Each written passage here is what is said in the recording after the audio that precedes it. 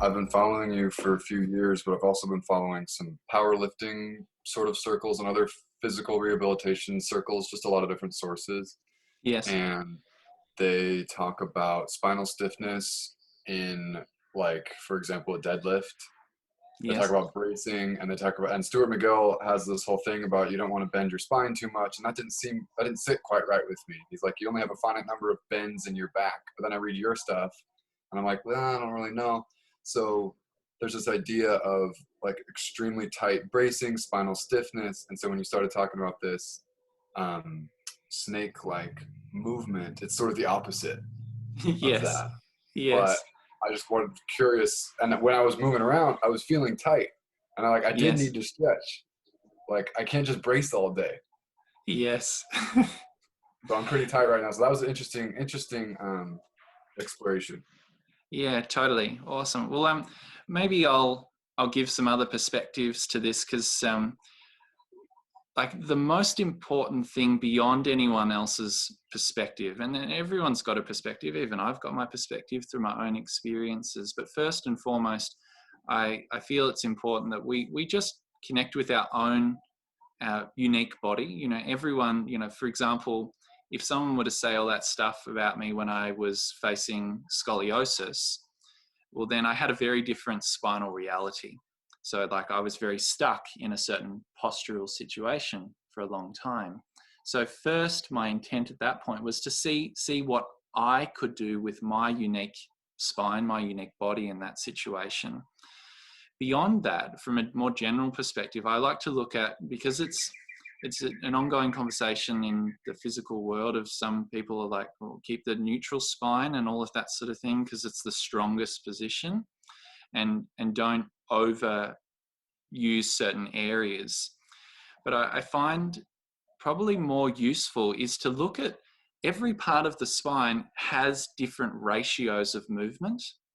And so, say, for example, if, like, for a lot of people that I have the privilege of working with in the beginning, that, like, there's tightness around the thoracic spine, around the chest, and all of that sort of thing. And that can be due to a number of different things. But let's say there is tightness around all of the faculties of the breathing. And then we go to move the spine, and we've been sitting, for example, and there's hypermobility at the lower back.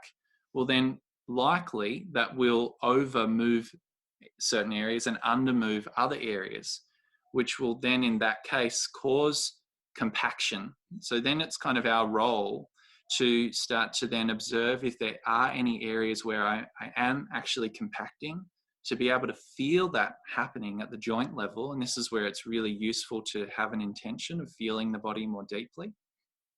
And then from there, gradually starting to connect with the different ratios, the different levels of movement of your spine. So then we can start to really get to a space where it's like many hands make light work.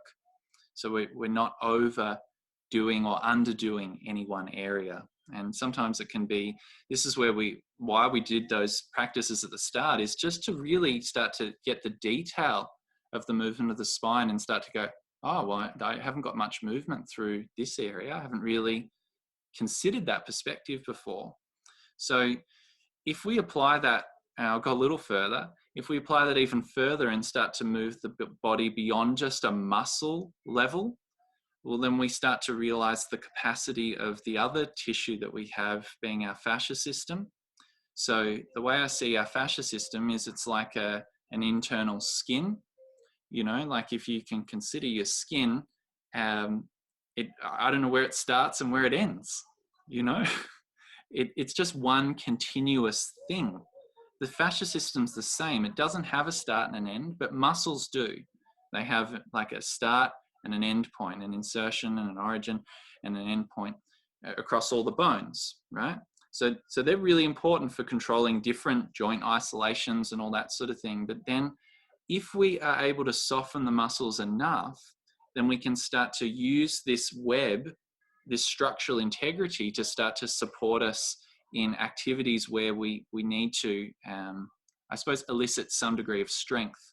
Like an example is, like, I love gardening, and I was shoveling the other day, and I noticed just for a moment, I started to just focus too much, in my perspective, on the filling the wheelbarrow with dirt, right?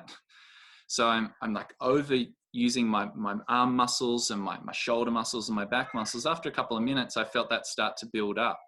So I took that as an invitation to start to go, connect back in with my fascia system. So then I let my muscles relax enough so then I could start to feel the stretch of my tissue. And then as I moved, it was more the whole body working rather than just one area trying to lift this weight. So maybe that is some fuel for thought, Taylor. And yeah, like I would say, first and foremost, get to know your unique body. No one can tell you what your body is like better than you. You know, like all I can do is point you in that direction, but I can't live in your skin.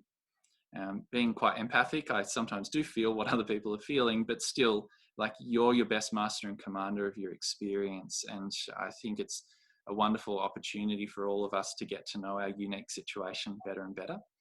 And then gradually apply it to things that we love, you know, and progressively more challenging situations, and just keep growing. So is that helpful, Taylor? Yeah, awesome.